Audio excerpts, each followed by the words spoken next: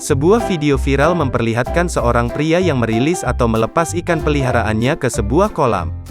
Video itu kemudian banyak dilirik warganet lantaran ada keanehan yang terjadi usai ikan dilepas ke kolam. Biasanya, ikan yang dilepas ke kolam atau sungai langsung tak terlihat karena berenang mengeksplor area air di tempat itu, tapi tidak dengan ikan dalam video viral ini. Setelah dilepas ikan itu kemudian berenang mendekati pria yang melemparnya ke tengah kolam. Tingkah ikan itu seolah menunjukkan tak ingin dibuang atau dilepas oleh pemiliknya. Pria yang melempar ikan ke kolam lantas menjadi bingung dan melontarkan kata-kata yang tampak keheranan dengan tingkah peliharaannya tersebut. Kenapa balik lagi?" kata pria yang merekam. Sontak warganet juga membanjiri kolom komentar video viral ikan tersebut.